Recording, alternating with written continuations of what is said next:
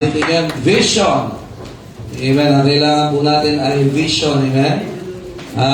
Pag sabing vision, mga kapatid, yan ay Word of God. Amen. Kung gusto po natin ng vision, ay dapat kuhanin natin lagi sa Diyos. Amen. Marami napapasabi ng Bible, where there is no vision, the people, pero imagine, magsisimula ang taon, saan ang direksyon ng buhay natin? Amen. Bilang lalo mga tatay, mga manang tahanan, mga mister, ay dapat ang vision natin nakatingin tayo sa Panginoon. Amen? Ang church, dapat ang vision natin ay sa Panginoon. Amen? Kaya mahalaga yan. Kaya prayer natin ay gamitin tayo ng ating Diyos. Amen? In connection with our team this year, Steadfast Heart. Amen? That will be our team for this year. Pero we cannot have a steadfast heart unless na tayo po ay revive muna. Ganyan po ba kayo, amen? Nawa itong taon na to, hindi yung pabago-bago yung tibok ng puso natin. Isa sa Panginoon, bisa hindi sa Panginoon. Ngayong umaga ho, let me bring you the message, the kind of revival we need for this year. Amen? We want to see more souls saved. We want to see development in our families, in every marriages. For every marriage, salamat sa Panginoon ba? Kailangan natin mga kapatid is yung revival mula sa Panginoon. Amen? Tayo po tayong lahat and let us open our Bibles please to Psalm 85. Nagpamanin yung aking boses po ngayong umaga. Napalaban tayo sa Santa Cruz noong nakaraan. Noong New Year po, nag-preach pa ako nung gabi doon. So, dito tayo ng umaga. Ang problema ay yung sa sound system nila medyo noong una malakas eh. Pagdating nung gumigitna na, humihina na siya. Kaya kaganito, hindi ko dahil sinakalho ko ni Mrs. Amen. Talagang, napalaban ko ng sigaw sa preaching. But I want to give it, actually dalawang beses ko na to, I preached this message sa Calauan, in a revival meeting, in last Thursday sa Santa Cruz. At ayoko naman na kung sila ay nakinabang, ang simbahan natin pinaglilingkuran ay hindi makikinabang sa mensahe nito. Amen? Amen? Amen. New Year, revive agad tayo. Amen? Para sa buong taon ay talaga naman enjoy natin ang paglilingkod. Psalm 85, let us read verses 1 to 3. If you are there, pare pa tayo ng amen ng revive. Amen. Alright. Sige po, basahin natin. Sabay-sabay na po tayo. Go. Lord, thou hast been favorable unto thy land. Thou hast brought back the captivity of Jacob. Thou hast forgiven the iniquity of thy people. Thou hast covered all their sins, Selah. Thou hast taken away all thy wrath. Thou hast turned thyself from the fierceness of thine anger. So bakit natin mga kapatid started with that word, Lord? This year must start sa ating Panginoon. Napansin niyo yung Lord dyan? Is your Bible the King James Bible? Amen. Lahat yan malalaking letra. Amen. Now, pagkaya, kasi meron dyan malaking L, maliit na yung kasunod na ORD. It talks about the Master or the Adonai. Amen? God is our Master. He is our Adonai. Pero ito, pag nakita niyo po yung Lord, it talks about and it emphasizes yung triune God. Are you listening, man? Particularly the name Jehovah. Alright? So makita natin, Jehovah, ang pangalan ng Diyos, isang pangalan na sa Jehovah, ang inutukoy niyan is yung relationship niya first sa kanyang nilikha at sa kanyang iniligtas. Kaya whenever you see the word Lord, na lahat ay malaking letra, kinakausap niya ito ang mga tao. God the Father is speaking, God the Son is speaking, God the Holy Spirit is speaking. Pero makita natin dito mga kapatid, na ang tinatawagan ng psalmist is Jehovah or the Triune God. Lord. Kaya naman ngayong pasimula ng taong ito, ang tatawagan natin ay ang Panginoon. Huwag lang natin siya tawagan, just like nung panahon ni Pedro, na nung siya lumulubog na. Nakikinig ba kayo, amen? Ano sabi? Lord! Save me! No. Nawa, ngayon mga kapatid, Lord, I will start this year for you. With you. Amen? But, nakikita po natin ngayon yan. I hope that you are ready this morning. Amen? Buong chapter po natin ito pagkaaralan. Kasi dapat may talagang word of God. Lord, tayo po'y manalangin. Panginoon, salamat po sa inyong biyaya. Help us to study your words and give us what we need. Send a heavenly revival to every individual, especially sa mga men, members, as we are heading for this year, Panginoon, that you are the person na lagi namin ikaw consider, Panginoon, in every way, in every decision, and even this church, Panginoon. Kaya po sa mamuna, at dalhin niyo po ang mensahe po na nais po sa inyong mga anak, sa pangalan ng Panginoong Jesus. Amen. Thank you. Please be seated. Now, kung atin pong titingnan maigi, alright, keep your Bibles open, please. Amen. So, dyan po tayo. Titingnan natin maigi po ang chapter na pumian. So, kung makikita niyo po, itong mga talatang ating binasa, sabi ng psalmist, Thou hast. Amen? Lord, ikaw. Amen? So, imagine, historically, ang psalmist na ito ay inaalala niya ang paggawa ng Panginoon sa mga nakaraang panahon, nakaraang henerasyon, at lahat na yun ay nagmistulang, lahat ay alaala sa Kanya.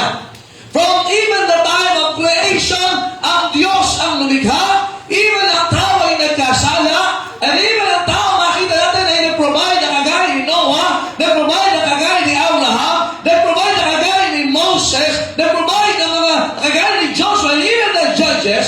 And imagine, they have experienced, naranasan nila ang abundance mula sa Diyos, naranasan nila ang miracles galing sa Diyos, naranasan nila ang kabutihan na galing sa Diyos, naranasan nila ang deliverance galing sa Diyos. Every possible thing na gusto maranasan ng tao, naranasan ng mga Israelita. Amen. And I do believe that time we can say that we are blessed by God last year. Amen? Kaya lang, kung susuliin niyo po, it is in the form of the past. Nasaan nyo ng nakalipas na panahon na? Napansin po? Ibigay. Ilang beses po yan ang binanggit? I think that is 5 or 6. Thou hast been what? Favorable unto thy land. Panginoon, binigyan mo kami ng pabor. Ang lupain ito, kaya ngayon sabi na, the land, the Canaan land was in land, flowing with milk and naaalasa nila yan. At pakita ng prosperity, early sila yan. Nakikita mo natin yan, pero alaala lang. Sa verse number 1 also, Thou was brought back deep. Kapitid, alalahanin nila na sila ay naalipin sa Babylon, sila ay naalipin ng mga Assyria, pero sila ay inalis doon ng Diyos. Alaala lang din. Verse number 2, Thou was forgiven the iniquity of thy. Di ba naalala kung paano sila pinatawad ng Diyos, even the time of Moses, even the time of Nehemiah, ay Panginoon, pinatawad mo kami sa aming mga kasalanan. Verse number 2 also, second part, Thou was covered all their what? Sin. Pag sabihin, covering mga kapatid, dating na nakikita ng Diyos sa kanila, is not their past, hindi yung kanilang kasalanan, hindi yung kanilang kamalian, hindi yung kanilang pagbagsak, pero nakikita sabihin, covered the multitudes of what? Sin. And imagine, alaala na lang sa kanila ito. Bakit kaya? So verse number 4, the 3, Thou hast taken away all thy. Naalala niyo nung panahon ni Moses, are you listening, amen? Naalala mga kapatid, even David experienced that, na nasubdue yung kanyang kingdom because of their sin, at yan ay paraan ng Diyos para ipakita, kailangan niyo bumalik, at tinanggalan ng Diyos yung galit niya sa mga tao ng Diyos. So see, verse number 3 also, second part, Thou hast turned thyself from the fierceness of thy. Nasa mga kapatid, ang Panginoon, pinili niyang hindi na ipadama ang kanyang galit sa bayan ng Diyos. sa mga tao ng Diyos. Kaya lang, bakit lahat ito ay maganda? Dahil pa kayo, amen? Nagsimula sa blessing, nagsimula mga kapatid na sa cleansing, at nagsimula sa tinatawag na deliverance. Pero ang nakakalungkot dito, alaala na lang sa kanila yung paggawa ng Diyos sa mga nakaraang panahon. Alam niyo, yan isa yung pinaka-nakakalungkot. Pag ang maglilingkod natin sa Diyos ay alaala na lang. Amen. Mo. Ay, dati ang bait ng Diyos sa akin. Nandiyan ba kayo? Kung ikaw'y nanampalataya kay Kristo bilang iyong sariling tagapagligtas ng Panginoon, sana naman hindi lang yung alaala. Nakikinig ba kayo? Dapat yan ay sinecherish natin every time na tayo ay nananalangin. Every time na nakakarasan na pagsubok, we thank God that we are saved. Alam niyo ba, sabi ng Ephesians chapter 6, yung helmet of salvation, saan inilalagay ang helmet? Sa ulo. Hindi ba sa siko? Sa ulo. And also, Paul's context, pag sinabing helmet, mga kapatid, yan yung mabigat. Ang helmet doon mabigat, at least 2 to 3 kilos or more than. Depende sa nagdadala, kasi pangan man, bawa, kay Goliath ang helmet niya, magaan lang. Mas malaki siya, mas mabigat yung helmet niya. Kasi, yun ay protection nila. Ay, alam mo ba, ang magbibigay ng protection sa atin, yung lagi mong pinapahalagan sa iyong isipan, ang iyong kaligtasan na tinamog sa Panginoon. Amen. Alam niyo ba, ang tinitira lagi ng Diablo yung kaisipan natin? Yeah. Papa, imagine, narinig mo, kasi lahat ng senses natin, diretso sa utang natin eh. Pandama, minsan madaya ang pandama. Minsan yung paningin, madaya ang paningin. Yung pangamoy, akala mo, adobo pa pala ng kapitbahay mo. Amen? Minsan yung tenga natin, at nagdumaritso sa utak, may kaya nagkakaroon ng confusion. At tinan niyo ho, salamat sa our salvation is the proof that we are loved by God. That you are a important person sa Panginoon. Amen? Kaya bakit natin ang design ngayon sa amin sa Panginoon? Naranasan namin ito. Pinagpala ba kayo last year? Amen? Mabuti ba ang Diyos sa inyo yung isang taon? Mga nakaraang taon? Ngayon. Mind you, bakit tayo sumasama sa unang araw ng linggo? This is a celebration of the faithfulness and goodness of God. Amen? Kaya kung ikaw ay anak ng Diyos, kung ikaw ay mananampalataya, every time that you come to church na kapatid, everything is fresh, everything is present, na hindi ka namumuhay sa nakaraan, pero ikaw ay namumuhay sa kasalukuyan, at nag-a-anticipate sa darating na pagpapala ng Diyos. That's why when you are with the church, mga kapatid, talagang alaala na lang sa iyo. Dati ako nagsisimba. Dati akong maawit. Naghihintay kami na magiging sintonado sa kakanta. Hinintay namin yung choir na may nabukang bibig pero hindi sabay. Masaya yan sa church eh. Alam ba, kaya alam mo ang simbahan kung bakit hindi perfect? Because God wants us to celebrate His perfection, not our imperfection. Are you listening? Kaya nga lahat makita na mga kapatid, alaala na lang. Hanggang kailan natin babayaran? Look at this, verse number 4. Ano sabi niya? Come on, read it. Turn us. Are you listening? He remembered the past with yearnings. His desire is to feel again yung kabutihan ng Diyos. His desire ay maranasan nila muli yung blessing ng Panginoon. Hindi ba yun ang maganda na ang pagpapala kay Jesus, the blessing of the Lord, it make it rich and He added no sorrow with it. Amen. Ang sarap pagka ang mga bagay-bagay na meron tayo ay galing sa Diyos, provision ng Diyos, pag-iingat ng Diyos. Pero pagka ikaw lang masaya eh. Now, the psalmist here is in a state of success also. Pero sabi, iba pa rin pagkagaling sa Panginoon. Kaya anong prayer niya? Anong prayer? Turn us. Sino sa iyo nararasang maligaw? Amen. Maligaw sa kalsada. Nung wala ko sa yung ways, sama ko yung mga full-time na punta kami sa fellowship. Swimming eh. Pag December, swimming ang full-time sa Santa Cruz. Aba, dumating na kayo sa inyong destinasyon. St. Peter, pinasukan namin. Amen? Eh, Selgot pala nun, yung resort. Sabi ko, bakit simple yun? Tapos may mga nagluluksad, oh. Mga nakapang-swimming, walang ligo talaga, wala suklay-suklay pa yung iba. But imagine mga kapatid, we need to turn. Alam yung pagka mali yung napasukan mo? Nakikinig ba kayo? Papayag ka ba? Ang pinakamahirap na bumalik, alam niyo ko saan? Sa expressway. Nakaranas ka ng magkamali ng exit. Ilang beses kami ni Ma'am yan? Ilang beses kami? Pag ganun na panahon, naalala ko si Kuya Rico eh. Kung kasama natin siya, naliligaw ng ganito, eh? Ha? Pero, nakaranas ka kaya? Ang haba ng babalikan, lalo dito nung sinaray sa may parte ng airport. Alam mo na ang labas mo. Matatanda. Naligaw ka na? Ikaw, naliligaw ka pa rin? Minsan. Pero hindi na kasi dalas. Ikaw, nakaranas ka na? Tapos sa matindi, pupunta mo, liblib na lugar na. Teka, medyo lumalamig na yung pawis mo. At lalo na, hindi lang sa pagmamani, lalo na kapag ang buhay natin, minsan na rin, mga kapatid, ikaw ay napapalayo sa Panginoon. Imagine, unang araw pa lang ng taon, ang lamig na ng puso mo sa Panginoon. Hindi lang sa mga mag-asawa, pag hindi na na-develop ang inyong relasyon, kapatid, bumalik ka doon sa commitment mo nung kinasal kayo.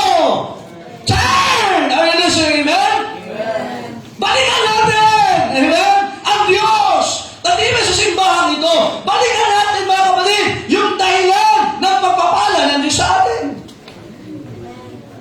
Pwede ikaw ay may ginagawa sa gawain ng Diyos, pero hindi nangangahulugan yan na tama ang puso mo sa Panginoon.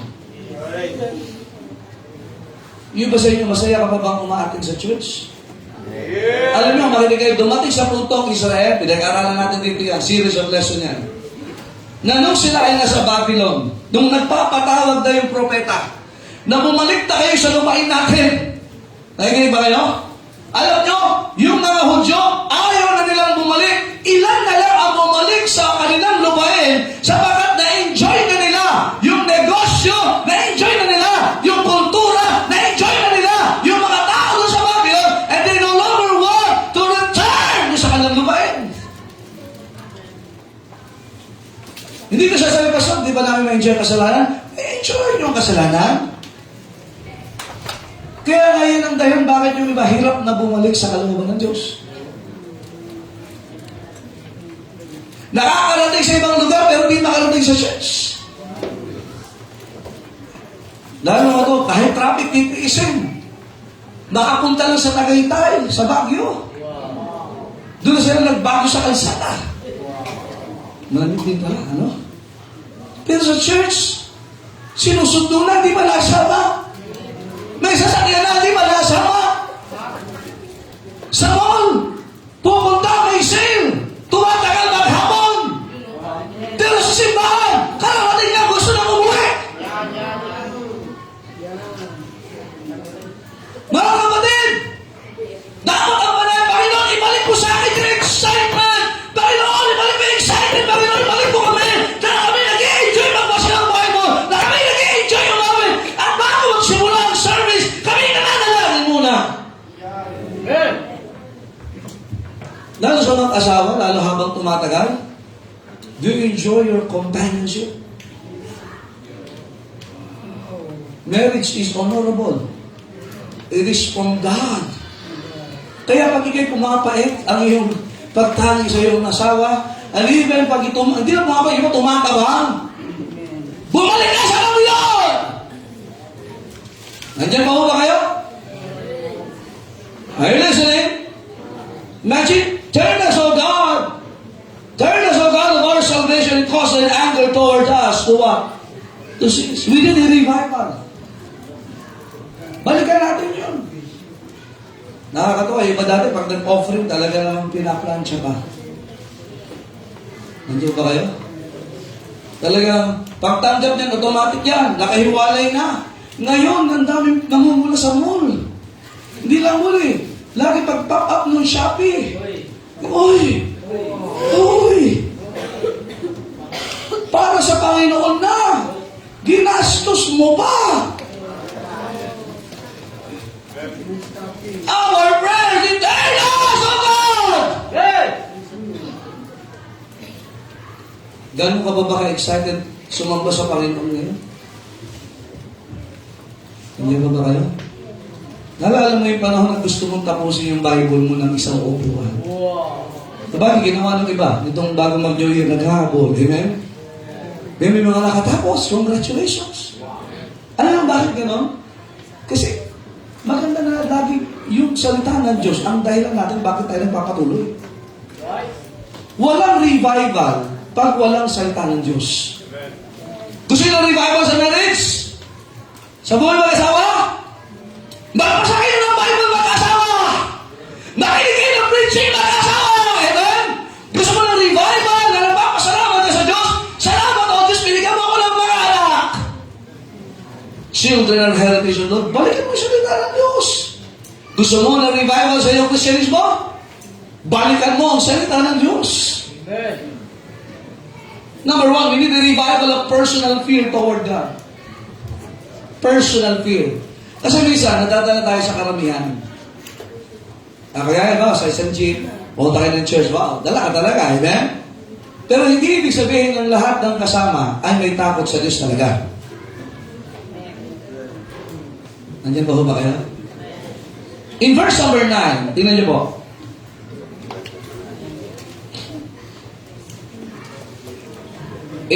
verse 9. Sige po.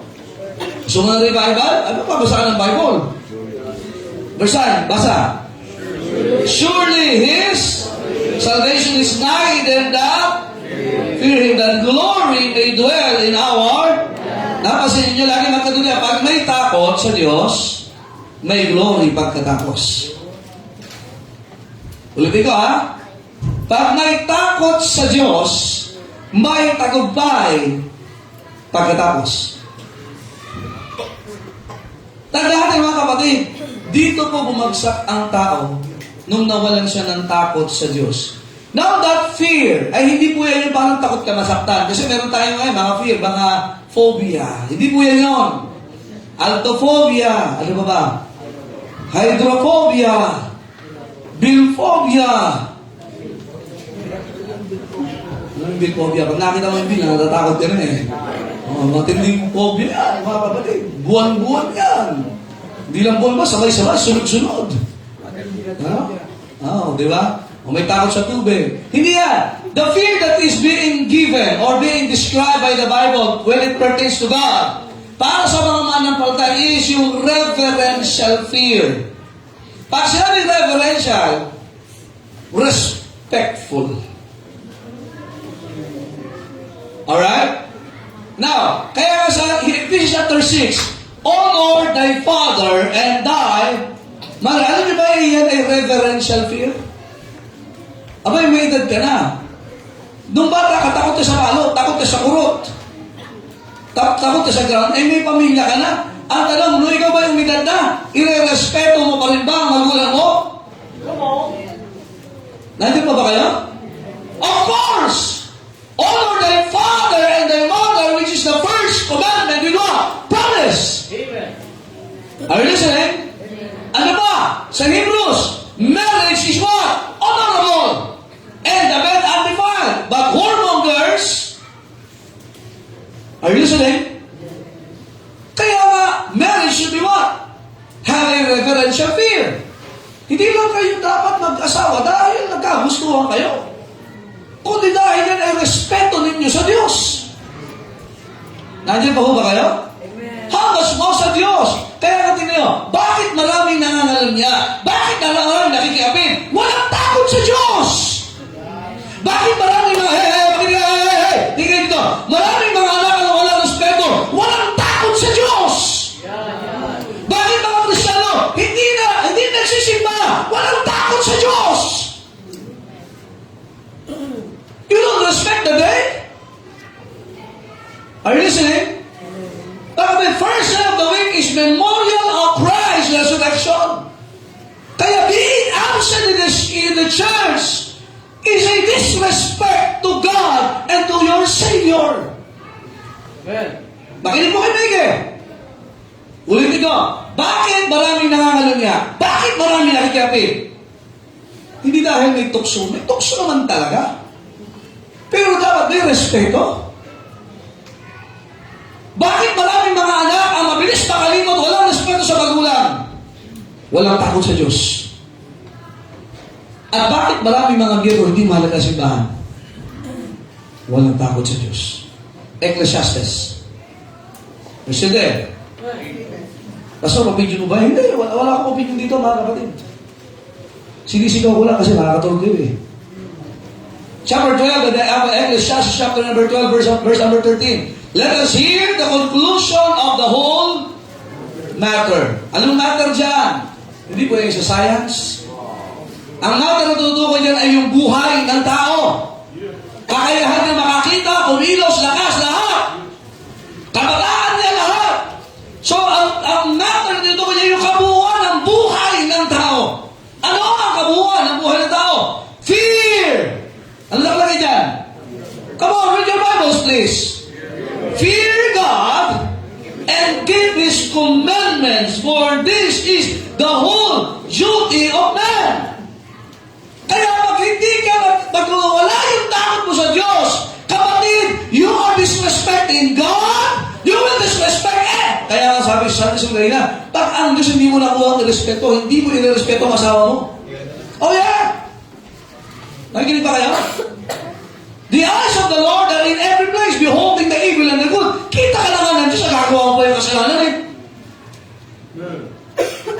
Kaya ito sabi, wala naman nakakakita. Di ba? Dahil sa mga anak, nangungupit, maliit na pangungupit, yan ay pagnanakaw. Amen? Ngayon ba kayo? Mga anak, maliit na pangungupit, bagay na kinuha mo na hindi sa'yo, anong tawag dyan? Bakit mo kinupit? Walang tulugan. Walang nakakakita. Hindi ka kita ng Diyos? Ha? Hindi ka kita ng Diyos? Yung kasalanan na ginagawa mo, eh wala naman yung mga taong nire-respeto mo eh, kaya ginagawa mo. So nire-respeto mo lang sila pag nakagyan sila.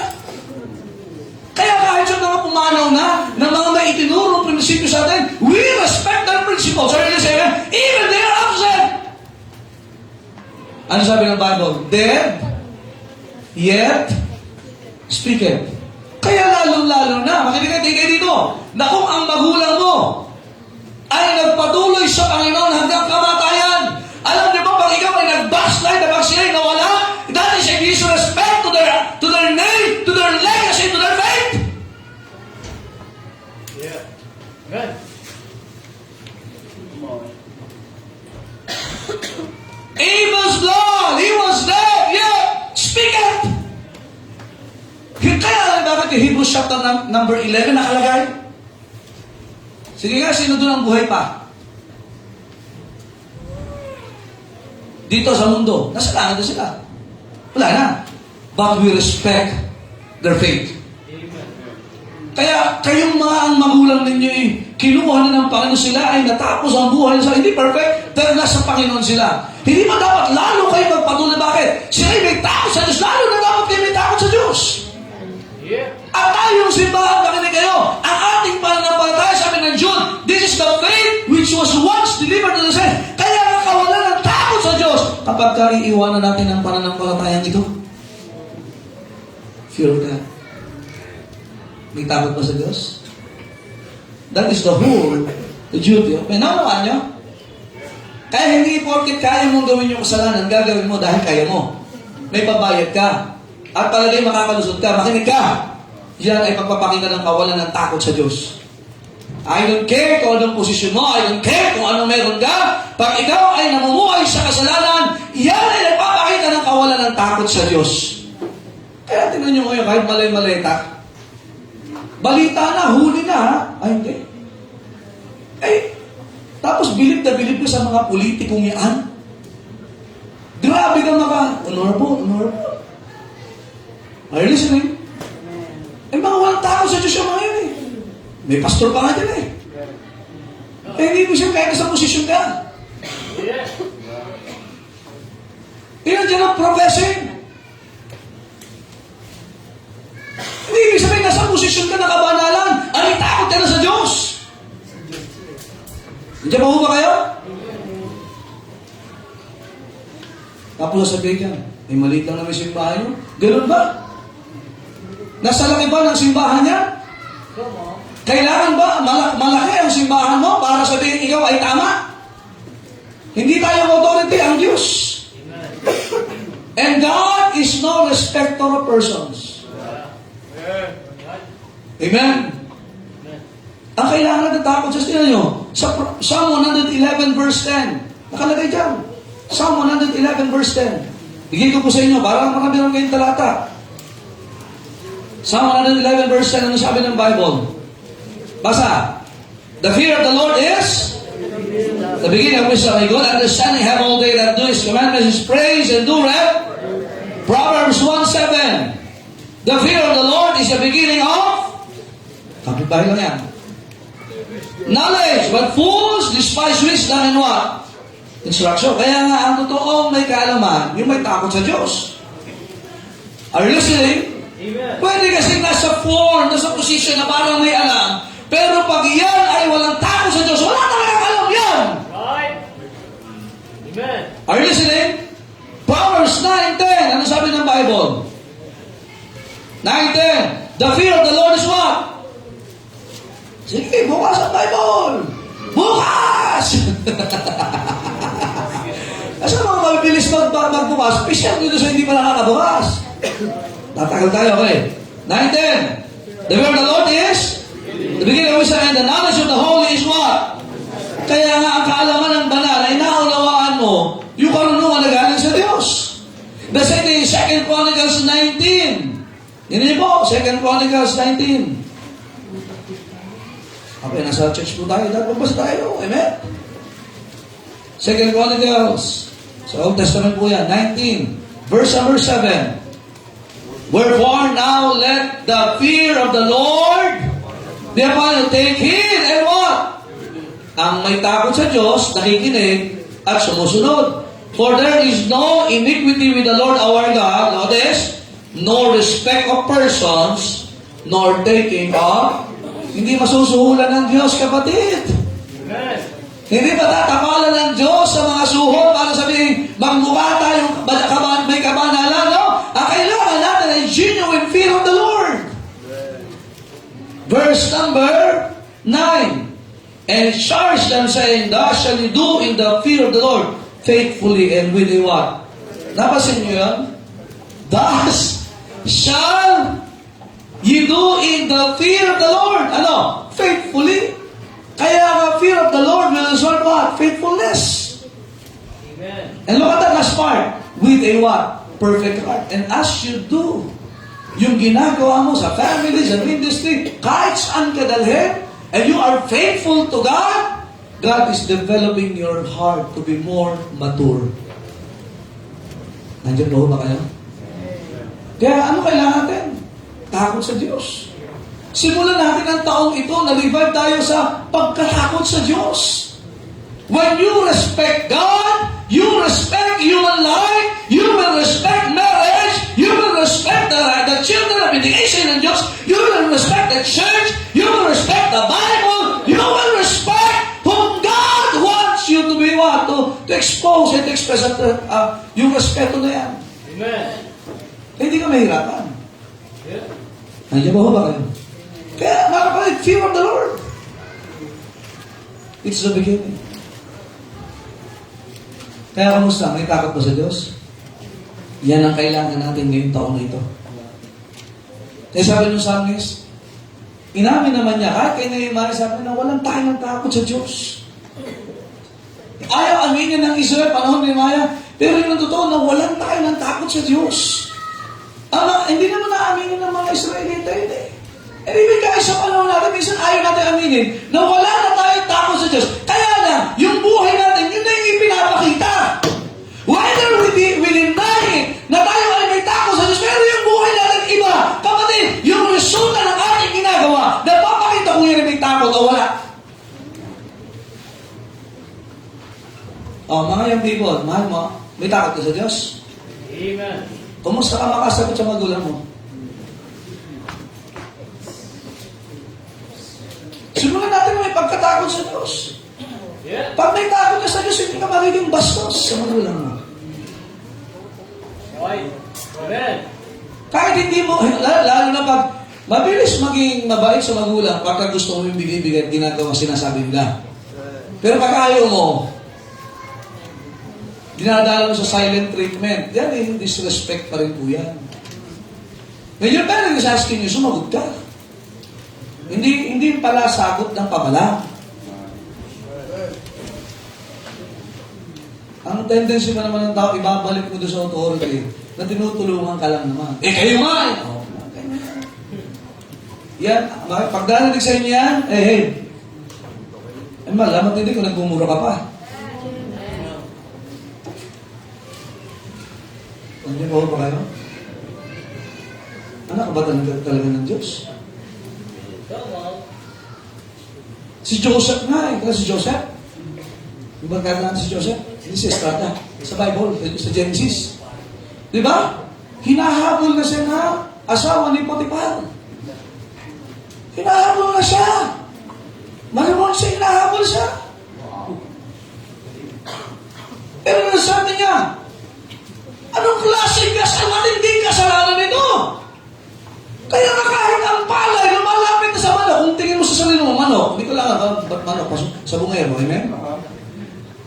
Kapatid, hindi dahil sa lumalapit ang kasalanan, ay okay lang, at walang nakakakita. May takot ka ba sa Diyos? Okay, mga young people, may boyfriend, may girlfriend kayo na nililihim. Hindi ka ba naman mag-aasawa? Sabi pa, so, di ko nga nililihim, pinapublic ko na nga eh. Yun na, pinapublicize mo na wala kang takot sa Diyos. Ang matindi ito, ayaw ng magulang mo. Pero respeto mo naman yung magulang mo. Sabi ng magulang mo, ayaw ko dyan. Huwag kang mag-alala, ma, pa, hindi ka rin nila gusto. Ano naman yan? Tapos pag lumuluha na, pag nahihirapan na, ma, tama pala. Hindi ba naman na sinasabi pa sa'yo? Hindi po, i-respeto ko na kayo. Di nga. Gusto mo lang ng pabor, pero ilang panahon lang pag nakadama ka na sa bahay ninyo, bastos ka na naman. No? Wala ka na naman, respeto. Hello? Mga Kristyano, tayo, tignan nyo, ito ha, tayo ba ay tayo ba magtatapat sa Diyos dahil pinagpapala lang tayo? Ito ang nakakatakot pagka sanay ka na wala sa simbahan, pero pagkaroon mo pinagpapala ka ng Diyos, hindi ko alam kung sino Diyos yan. Kasi si Kristo, sa Matthew chapter 4, inalok ng Diablo. Hindi ibig sabihin sagana ka, tama ka na. Ha? Amen. Yeah. Amen. Amen. Amen. Kailangan natin is a genuine fear of the Lord. Number 2, not just we need a revival personal fear, Lord God. Number 2, sa verse number 12 ng Psalm 85, we need a revival of persistent faith in God. Napakaganda ngayong araw nito. Alam mo bakit? Unang linggo ng taon. Amen. Sinimulan mo sa biyaya ng Diyos. Nahirapan ka man. Basta yun, di ko alam kung anong struggle mo bago ka nakarating sa simbahan. Pero ang ganda na ng simula mo ngayon, kapatid.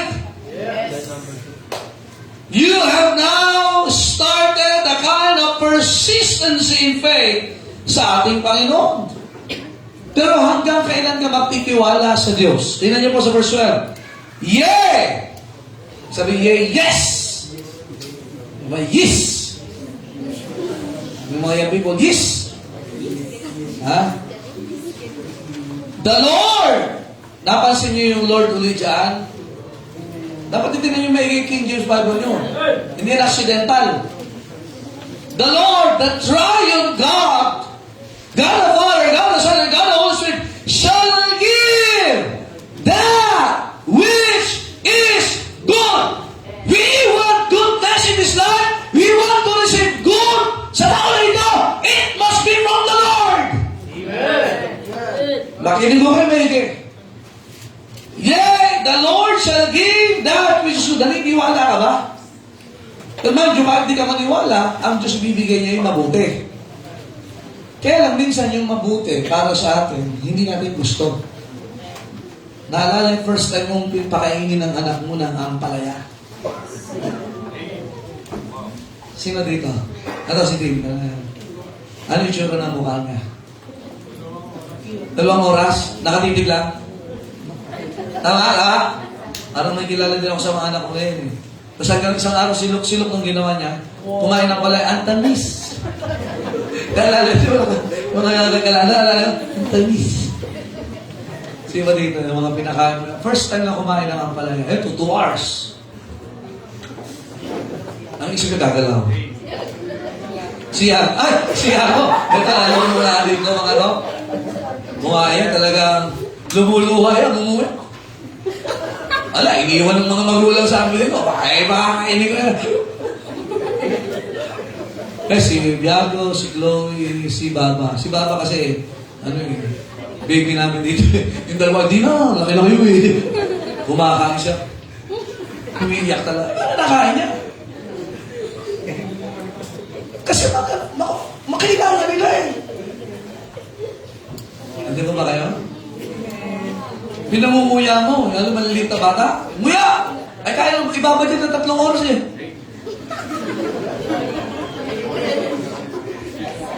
Namumuyain mo, tama? Minsan kahit yung mga anak natin, walang tiwala sa atin eh. Tama ba? Tama?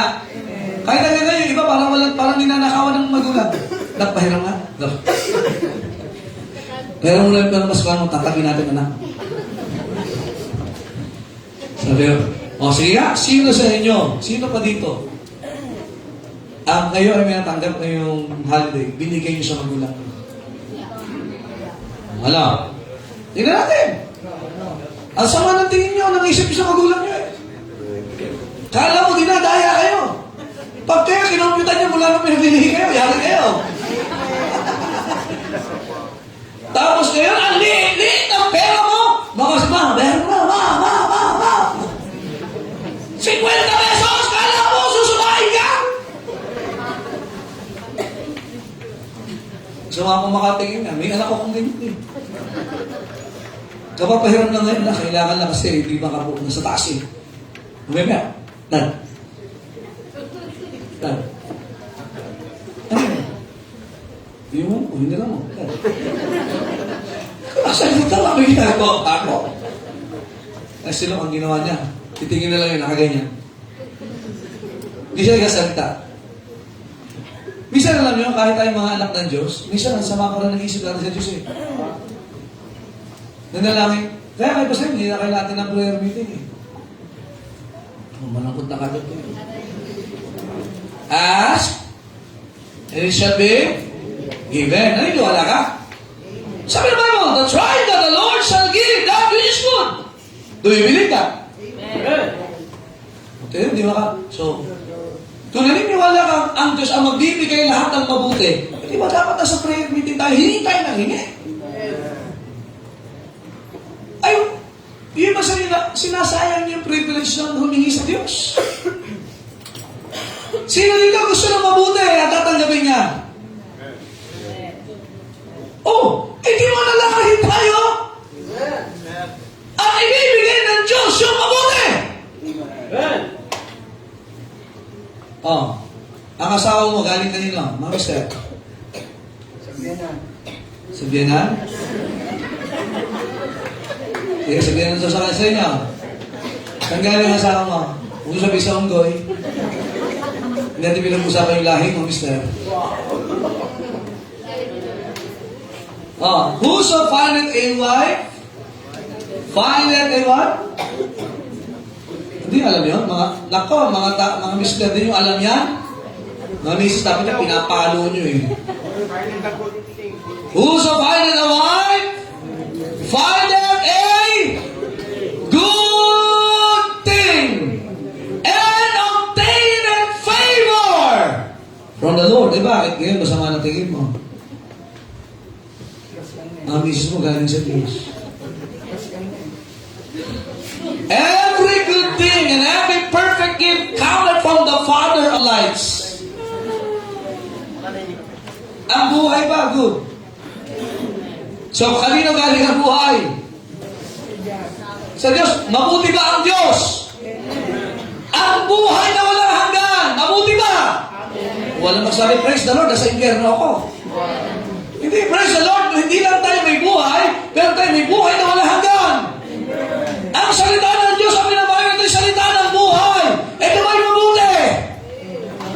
Mabuti? Binabasa nyo. Kung mabuti dapat, pinapahalagahan, binibigyan ng importansya. O, yung taon na to, kanino gustong manggaling ang mga bagay na tatangkilikin mo? Saan mong larangan? Kalusugan, kalakasan, promotion, kahit problema, maganda ang problema galing sa Diyos. Kasi sa Diablo, ang pangit ang binibigyan ng problema para sirain tayo. Pero ang Diyos bibigyan niya ng problema for promotion. Pero sa Diablo, for destruction. Kaya masasabi, all things work together for good. To them that love God, to them who are the called according to His purpose. Yung tinawag, hindi yun ang lalamig. The called. Amen? Called. C-A-L-L-E-D. Iba kasi C-O-L-D. Amen? So, persistent kayo, naniniwala ka. Ngayon taon na ito. Ano ang hine-expect mo sa Panginoon? Do you believe that when you are being faithful sa Panginoon, ang Diyos din ay magiging faithful sa iyo? Kapag faithful ang Diyos, hindi nga tayo faithful eh. Can we trust God this year? Eh dapat revive tayo dyan na ang tiwala mo, Panginoon, kayo magbibigay. Si Job, ano sabi ni Job? The Lord give it, the Lord take it away. That's always for good. Bakit sa for good? Nandiyan pa ho ba kayo? Kaya, paano pangahawakan yan? Pastor, may problema ako!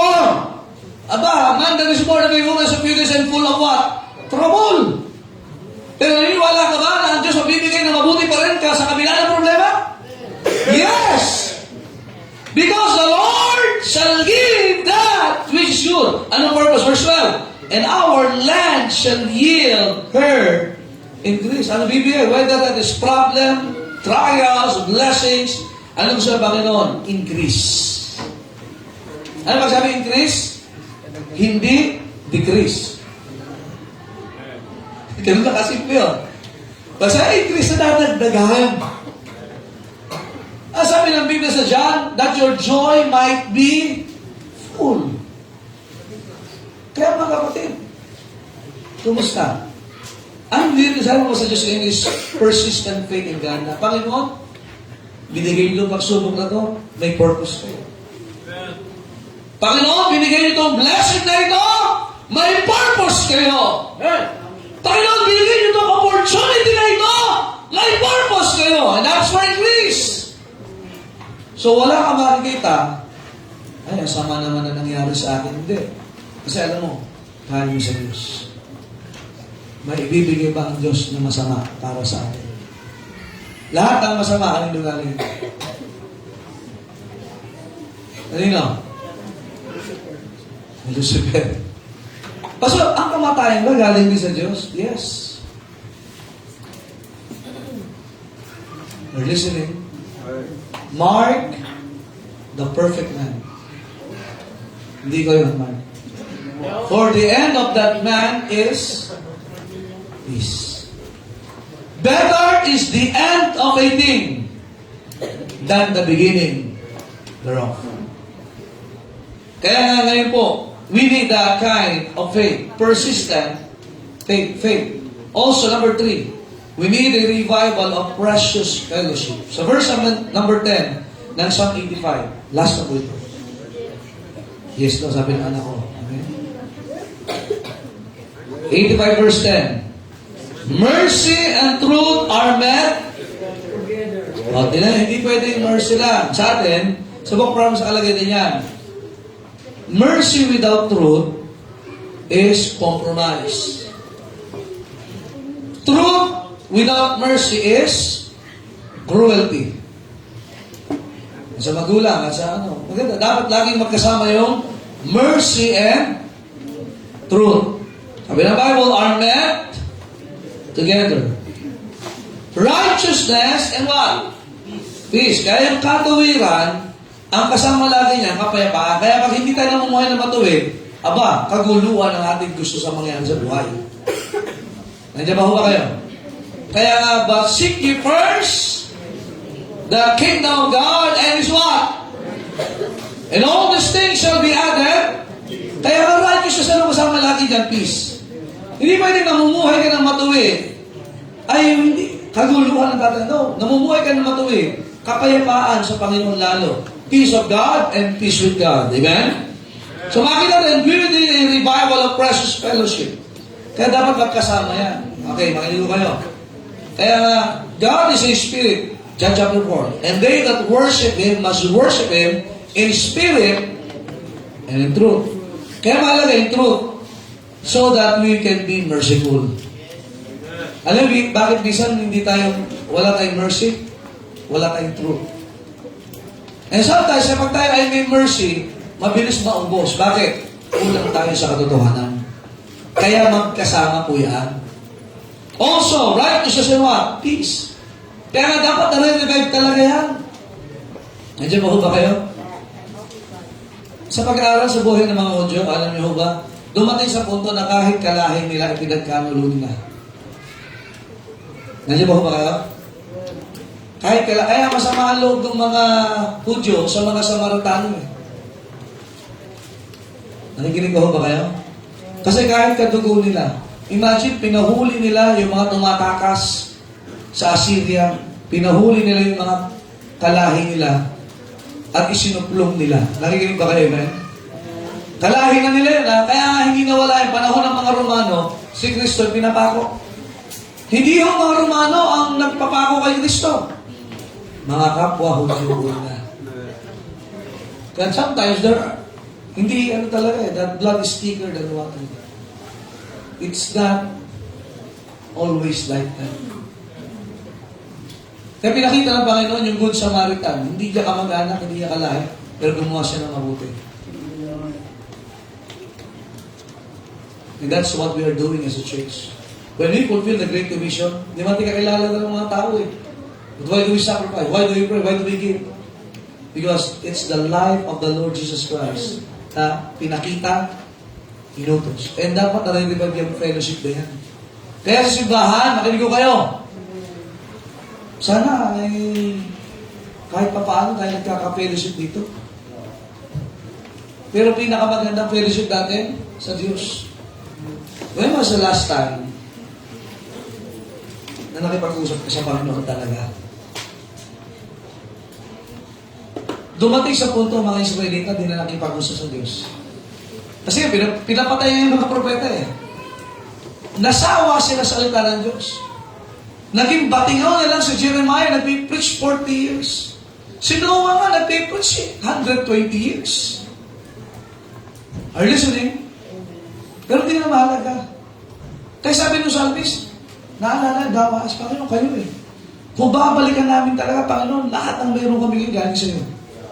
Lahat ng tinatangkihin namin ngayon, galing sa iyo. Yung kapayapaan na mayroon kami, galing sa iyo. Eh, John chapter 6, nung sa tanong na ba, tinanong pa ng mga apostol, dumating sa punto na wala nang tinapay, wala nang isda, John chapter 6, tapos na yung mga miracles, nung panahon na yun, anong tanong na ba yun? Sa John chapter 6, verse 67, habang ang iba ay umalis na, lumayo na, and they walk no more with him. In John 6:66, from the time many of the disciples went back and walked no more. Anong tanong ng Panginoon? Then said Jesus unto the 12. Imagine, libo-libo yung naandun nung nakaraan. Wala nang dinamay. Wala na yung crowd. Wala na yung lifeline. Wala yung popularity. Di na iba ka mapasikat. Anong tanong ng Panginoon? Will He also go away? Ikaw kayo ba'y aalis din? Ang ganda. Alam mo ba, ito ang nakakatuwa lang ng Pedro. Sa tinanong ng Panginoon, lahat sila tahimik. Pero siya sumagot. Verse 68. Then Simon Peter answered him. Imagine, ilan sila? Ilan sila po sa dito? Well, sino ang may sagot sa tanong ng Panginoon? Yung mainit ang ulo. Nandiyan ba kayo? Yung mainit ang ulo! Yung perfectionist hindi makasagot! Sino sumagot yung mainit ang ulo? Ano sabi niya? Lord, to whom shall we go? Look at this. Yun nga, fellowship ni Pedro. Thou hast the words of eternal life. Kaya ang precious fellowship natin talaga sa Word of God. Hindi ka aalis kung ang hamon mo ay ang salita ng buhay. Aalis ka lang kapag ayaw mo na ng salita ng Diyos. Hindi yung mga tao, hindi yung pagkain, hindi yung comfort, hindi yung convenience, mga kapatid. Wala na ang lahat na yun. Pero sabi ni Pedro, nasa iyo ang salita ng buhay. Ito sa last time nga sa Panginoon, salamat sa iyong salita. Are listening? Verses 9, and we believe that are sure that thou art that Christ, the Son of the living God. Precious fellowship. Ngayong taon na ito, alam nyo, dapat yan ang meron tayo. Gaano ka-close ka ngayon sa Panginoon? Out of the 12, tinanong sila, aalis na rin ba kayo? Wala nang tinapay, wala nang isda, wala nang papalakpak. Hindi na kayo sikat dito. Aalis na ba kayo? Wala na yung crush mo. Matindi doon, wala nang tinapay eh. Matinding tinapay nga mga kapatid. Ang tinapay pa naman, ang lalaki. Pwede pa mga lolo. Pagkamalapad naman, parang pizza. Sabi, hindi tinapay ang hamon ko. Yeso Pedro, no? Sawa natin siya sa isda eh. Maraming isda yun eh. Diba? Pero hindi isda, hindi isda. Kahit pa offeran mo ko ng mahal-mahal, Panginoon, hindi. Ang habol ko, Panginoon, yung salita mo. Every time you come to church, you are having a precious fellowship with your Savior. Ang nakakatawa pa ito, kasama mo yung family mo minsan at kadala sa simbahan. Imagine ang fellowship nyo ngayon, salita ng Diyos. And that is already a revival. Ngayong taon na ito, mga kapatid, simulan natin sa tatlong bagay na yan. Ma-revive yung takot sa Diyos. Pambihira kapatid, nasusolve lahat ng problema natin dyan. Lahat. Lahat po mga kapatid. And we are at peace. Persistent faith. Panginoon, ikaw nagbigay. So ngayon, hindi mo isusumpa ang Diyos sa puso mo. At lalo hindi mo isusumpa ang Diyos sa bibig mo, sa isip mo, pag may mga bagay na mangyayari. Lagi mo sasabihin, ang Diyos ang nagbigay, ang Diyos ang mag-aalis. Alam mo lahat galing sa Diyos. May purpose sa Diyos. And that is for increase. And we need a revival of precious fellowship. Simulan natin ang taon na close ka sa Panginoon. Amen. Tutig mo, ang ganda ng taon na ito pag sa Panginoon ikaw ay close. Sigurado close ka rin sa gawain ng Diyos. Sigurado magiging close ka lalo sa family mo. Amen? Sigurado lalo mamahal ng pamilya mo not just because na may naibibigay sila, but because meron ka ebanghelyo sa salita ng Diyos na may babahagi sa kanila. Not because nasusuklihan nila yung mabuti mong ginagawa, pero ikaw ay makapagbibigay sa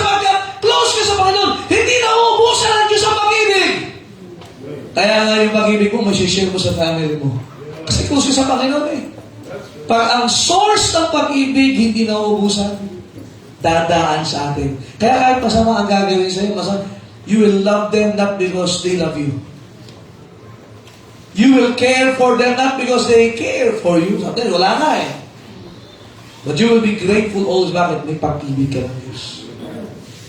Precious fellowship. Nawa, mga kapatid, ngayong taon nito, simula ng taon, simulan natin ng close tayo sa Panginoon. Gagamitin natin ang altar na ito para tayo makipag-usap sa Diyos. If you can kneel down with your wife, with your children this morning, please do so. Gawin natin. Huwag tayo magmamadali ngayon. Unang linggo ng taon. Simulan natin tama. Lapit po tayo, mga kapatid sa altar. Kausapin natin ang Diyos. Fear, personal fear of the Word God. We cannot have a steadfast heart pag ang ating respeto sa Panginoon ay hindi tama. Persistent faith in God. This is what we need. The Lord shall give that which is good. Sometimes we don't see it as good, pero galing sa Panginoon yun eh. Even problems God has a purpose. Bakit niya pinagkakaloob yan? Even yung ating mga pagsubok. Even sometimes sickness, pains. Say, Apostle Paul, hinihiling niya sa Panginoon, tanggalin yung thorn in the flesh. Pero doon niya lalo na nasasabi ng Panginoon, my grace is sufficient for thee. So alam ni Pablo na galing sa Panginoon. The psalmist said, alam niya galing sa Panginoon. It's always good. It's always good. It's for the increase. And we need a revival of precious fellowship with God. Simula ng taon. Huwag tayo magmadali. Kausapin natin ang Panginoon. Take time, take time. Huwag na po sa kayo. Huwag mo nang gagalaw sa inyong pwesto para i-respeto natin yung nananalain. Need is a kind of revival.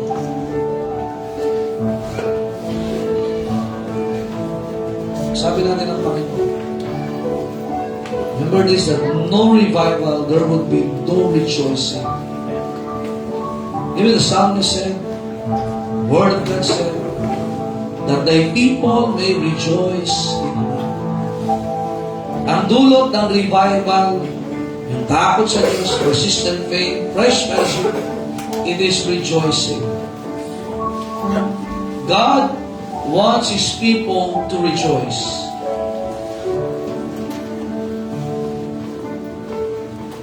Will thou not revive us again, that thy people may rejoice in thee?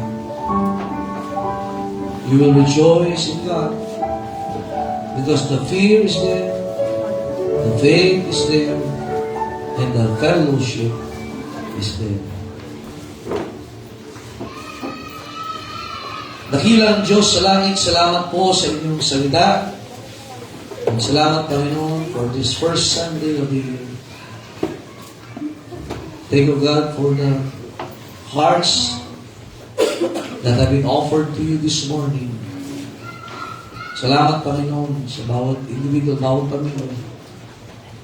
May bless, O God, for this whole year, the fear will be there, the faith will be there, and the precious fellowship ay maranasan lalo na inyong mga anak.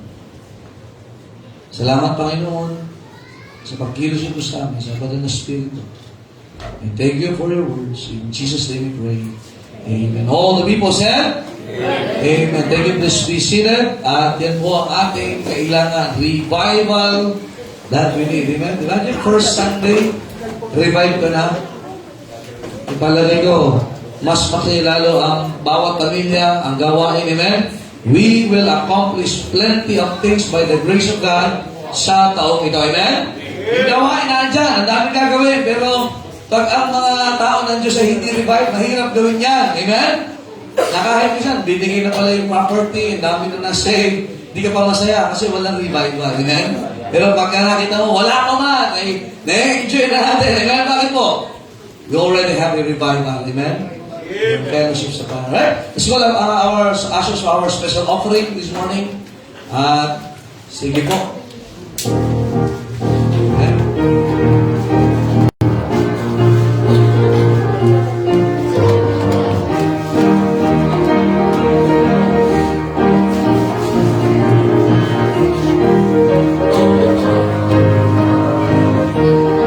Amen. 3 baptisms today. Amen. Baptize na. Ay, lima. Praise the Lord. Amen. Happy New Year.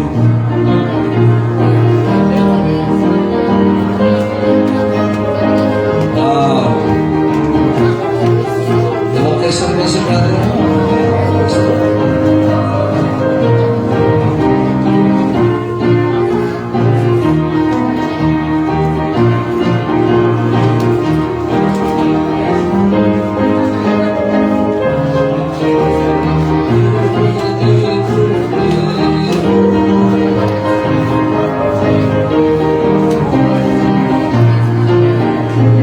Amen. Ating masalamatan about the special offering. Ayan. Let's pray. Our Heavenly Father, thank you, Lord, for today. Thank you, Lord, for preaching about the kind of revival that we need, Lord. That, Lord, pray, Lord, give us a special offering for the life of this church, Lord. Lord, pray, Lord, give us bless the programs. Lord, pray, Lord, that you bless us, forgive us, Lord, for all of our sins. In Jesus' mighty name, amen. Amen. God bless you as you give. Amen.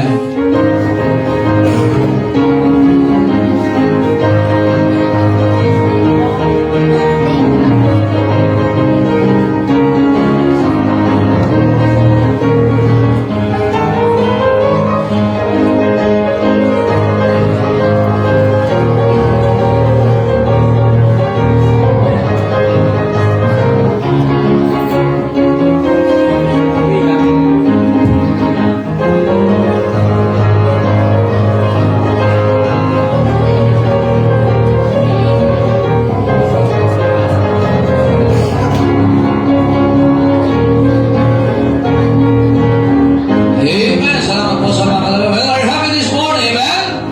Amen. What a blessing today to be in the house of the Lord. Amen?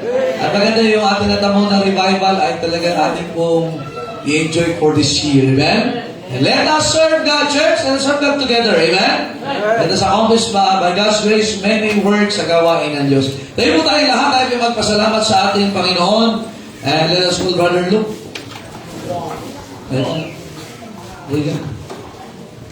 Wow. Sabi niya ako pala. Ay ko lang yan. Ako na lang ng lupa. Ito dahil manalangin na kilang Diyos, maraming salamat po sa mga Lord, po kayo mga paglingkod po ulit sa inyo. Lord, gusto po ang buong maghapon na ingatan niyo po ang mga uuwi sa kanya-kanyang mga bahay. At Panginoon, pagpalaan niyo po ang aming mensahe na pakinggan na i-apply namin sa aming mga puso. Lord, patawarin niyo po kami sa mga kasalanan. Gusto po ang service po mamayang hapon. In Jesus' name, amen. Amen. Thank you. God bless you. Happy New Year. Let us serve God together. God bless. I love you, church. Shake hands.